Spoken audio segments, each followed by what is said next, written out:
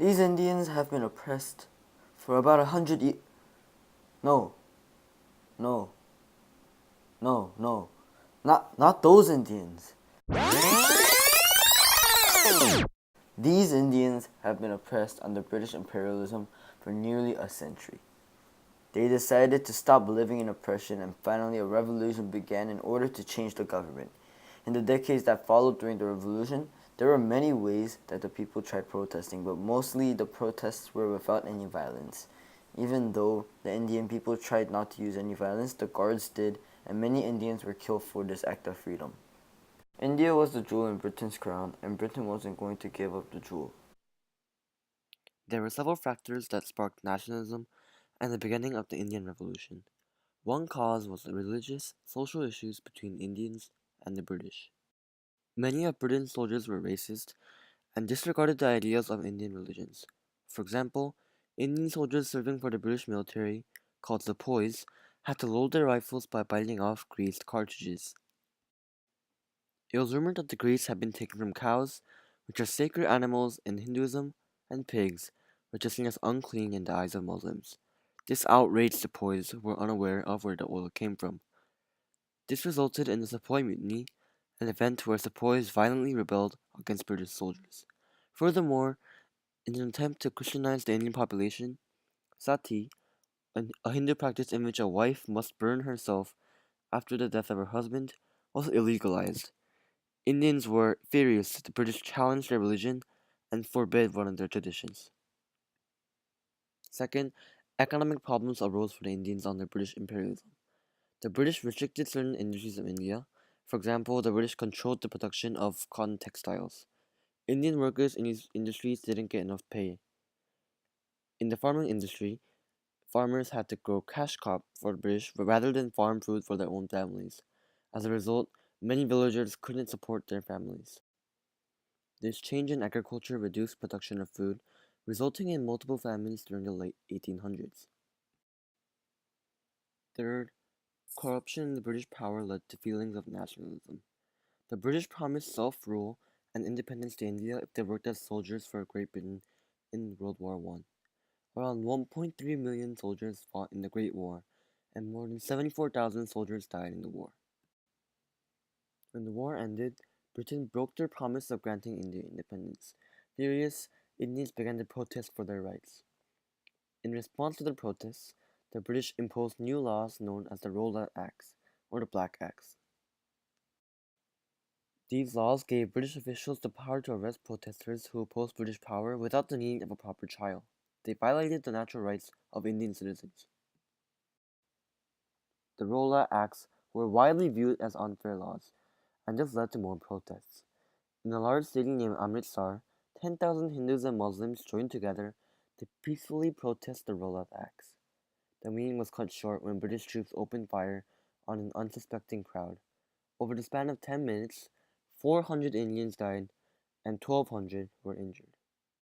At this point, nationalism among the Indians was at its peak, and the Indians decided to seek independence.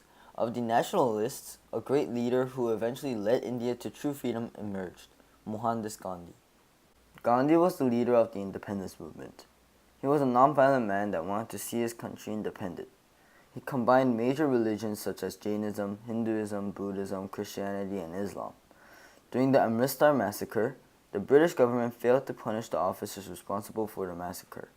At the end, this enraged Gandhi, and he started to make non-violent acts against the British government.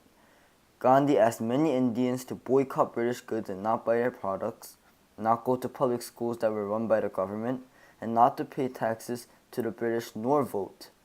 This event led to the point where Gandhi was wearing clothes that he made by himself.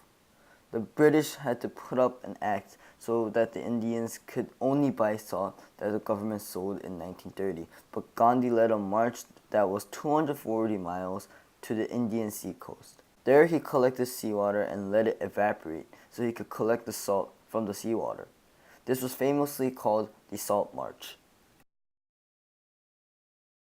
The government did not react kindly to all the acts of treason that Gandhi and his followers made. With all the demonstration and boycotts Gandhi and his followers were making, those that were caught were arrested, and many of Gandhi's peaceful protests turned into riots. This took a heavy economic toll of Britain, and many British industries failed to keep on running their factories, trains, and their prisons or jails were starting to overcrowd with people. Due to the Salt March, many people were also attacked by the cops. The cops attacked the people that were keep on denying the government.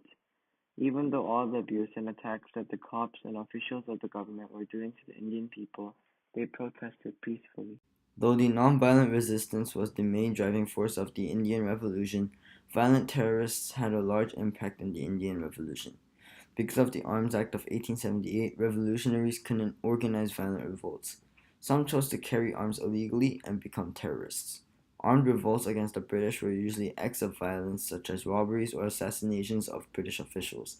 In 1897, a British official was assassinated as the first terror act. The main hub for these terrorist attacks were in Bengal, where terrorist acts were common for a long period of time. Over 1,000 terrorists were involved in the numerous incidents of the terrorism that occurred in Bengal between 1906 and 1917. Radical revolutionaries spread the idea of freedom and independence through the press, saying that the British had no right to rule over India. Though Gandhi commented violent resistors as being as patriotic as the best among us and having much sacrifice to his credit, he believed that peaceful resistance was the only way to achieve freedom. Gandhi himself was aware that terrorism had given him less influence. Because he took a peaceful approach to the same issue, he seemed kinder to the British. India finally became an independent country on August 15, 1947. They elected their first Prime Minister, Jawaharlal Nehru. His main ideas in leading India to success were democracy, unity, and economic modernization. He formed an alliance with other countries that were impartial in the Cold War between the United States and the Soviet Union. He not only built stable relationships with different countries, but he also pushed for industrialization and promoted social reform. He tried to raise the status of lower-ranked castes and supported women to gain their own rights. Long after term in office ended, his daughter Indira Gandhi was elected as Prime Minister in 1980. Things went wrong after she gained power. She was an autocratic leader that proposed on the idea of totalitarianism, and therefore the citizens of India hated Indira Gandhi's regime. Though the revolution did result in independence and democracy, it is arguable that the Indian Revolution was not a complete success. Jawaharlal Nehru was a powerful and efficient leader who certainly improved India's situation after independence. However, India didn't prosper under the prime ministers who followed him.